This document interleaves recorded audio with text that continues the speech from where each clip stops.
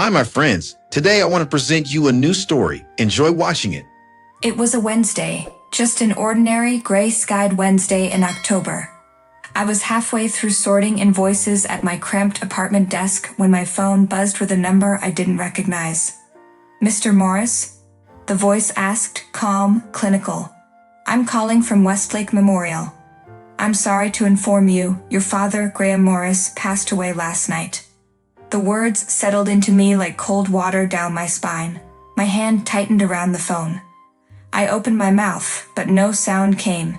It had been 7 years since we spoke. 7 years since the fight, since I walked out of the mansion and out of his life. "How?" I asked, my voice hoarse. "Heart failure," the man replied. "He was found unresponsive in his study. The family has already made arrangements." Family. I hung up before he could say more. My fingers trembled as I reached for the photo taped to my fridge door. My father and me, fishing at Lake Almond. Both of us smiling like strangers who'd found a rare moment of peace. Before Eleanor came into our lives. That name alone soured my throat. Eleanor, my stepmother. I still remembered how quickly she moved in with us after my mother died. How effortlessly she replaced framed pictures, old staff, and then finally, me. Later that day, I drove to Westridge. The gate to the estate opened only after I leaned on the intercom 3 times. A guard I didn't recognize let me in with a look that said I wasn't welcome. Eleanor met me on the steps, dressed in black silk, her face dry and polished. "You weren't invited, Ryan," she said coolly. "I came to pay respects to my father," I answered, trying to sound steadier than I felt. "He wouldn't have wanted you here," she said. "The will reading is tomorrow. Only immediate family is permitted." "I am immediate family." She smiled without warmth. "Not anymore." I should have walked away, but instead I looked her in the eye and said quietly, "He and I spoke, before the end. He told me something important." For a moment, her expression cracked, barely, but I saw it. A flicker of fear. And that's when I knew. There was more to my father's death than I'd been told. And Eleanor wasn't just mourning, she was hiding. The funeral was a performance. Black suits, black veils, crocodile tears. Eleanor stood center stage like a grieving queen, her children flanking her like sentinels. I stayed in the back pew, unnoticed by most, but not all. After the final prayer, I lingered by the gravestone. The name Graham Morris etched in granite looked wrong, too final for a man like him. He was stubborn, methodical, paranoid even. Something about this death didn't fit. "Ryan." I turned. A hunched man in a charcoal overcoat stepped closer. Walter Haynes, my father's oldest legal advisor. His handshake was firm, his eyes scanning the crowd like a man walking enemy territory. "He didn't want to go this way," Walter murmured. "He suspected something." "About Eleanor?" Walter hesitated. She was changing everything, his medication, the board members, even his daily schedule.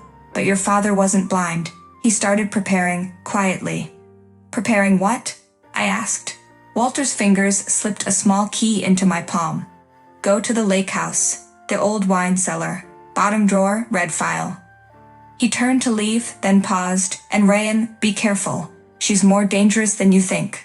By dusk, I arrived at the lake house, once a summer refuge, now lost in time. Dust-coated floors, shuttered windows, it felt like stepping into memory. In the wine cellar, beneath a fake panel, I found the drawer.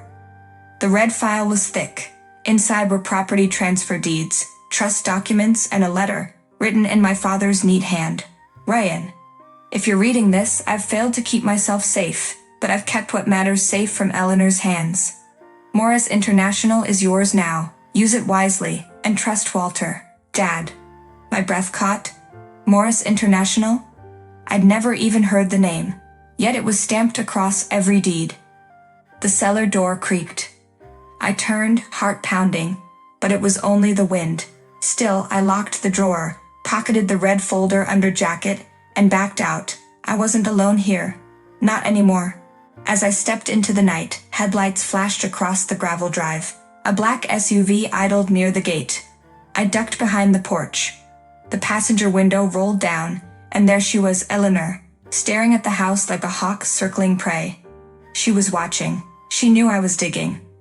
and I had just unearthed something she'd kill to keep buried. The mahogany doors of Whitmore and Penn Law groaned open as I stepped into the stale conference room, uninvited but undeniably present.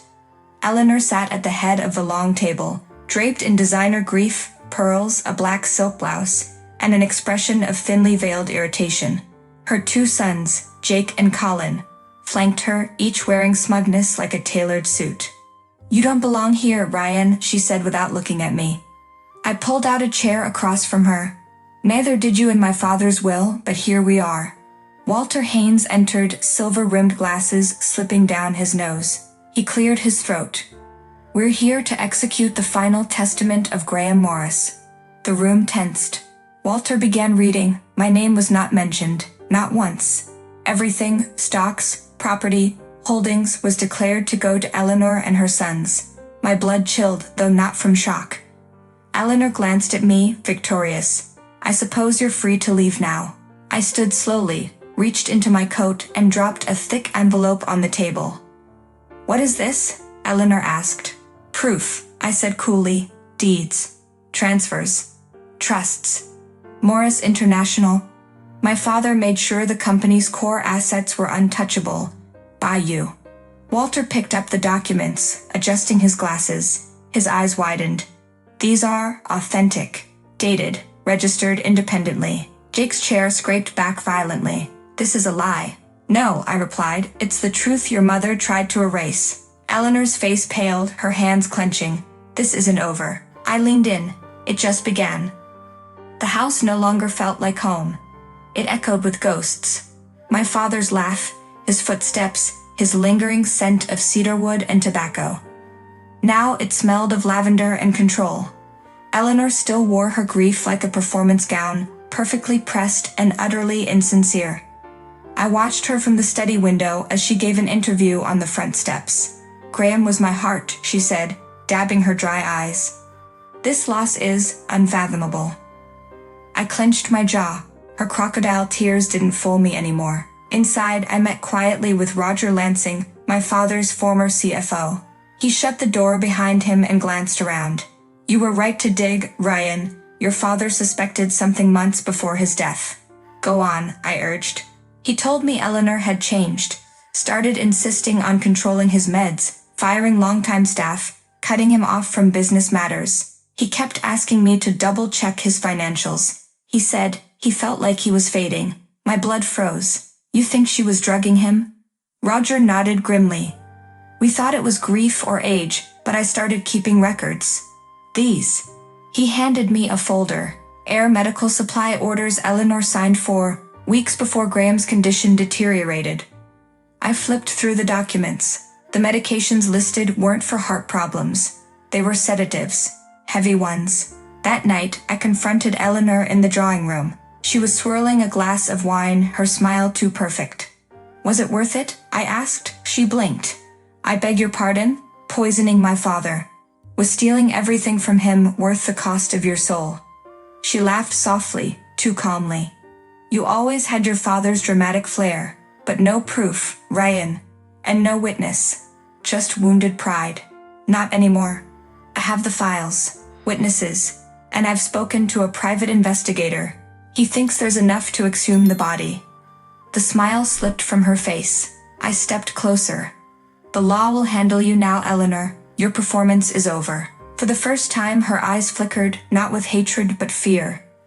Eleanor sat in the courtroom, impeccably dressed in black once again, but this time not for mourning, for survival. The evidence had struck like thunder. Toxicology confirmed it. Barbiturates found in traces within my father's exhumed body. A quiet murder veiled in care. She stared ahead, unmoving as the judge pronounced guilty, sentenced to 20 years without parole. The gavel's strike echoed like a final heartbeat. Outside the courthouse, reporters swarmed, microphones lunging at me like daggers. I ignored them. I had one more stop to make. Back at the estate, now rightfully mine. I entered the study. The fireplace crackled. Dust still clung to the shelves. And on the desk, untouched since the funeral, was my father's fountain pen.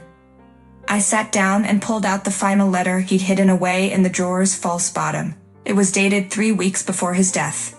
My son, if you are reading this, it means I am no longer here. The company, the house, our name, I've secured them for you. But more than that, I leave you the truth. May it guide you, not haunt you. Be stronger than I was. I love you, Dad. I exhaled slowly. There were no more secrets now. A soft knock came at the door. Roger stepped in. The boards gathered. Morris International is yours to lead. I nodded, rising. Let's go. As I walked down the corridor, past family portraits and cold marble floors, I paused at one framed photo. My father and me on the old boat, laughing with the wind. You got the last word, Dad, I murmured. Now it's my turn. Outside, the sun cut through the clouds. The shadows Eleanor left were long, but they no longer ruled this house. I stepped into the light. Friends, what do you think of this story? Write your opinion in the comments. Would you like more stories? Don't forget to subscribe and hit the bell button so you don't miss any videos. See you tomorrow.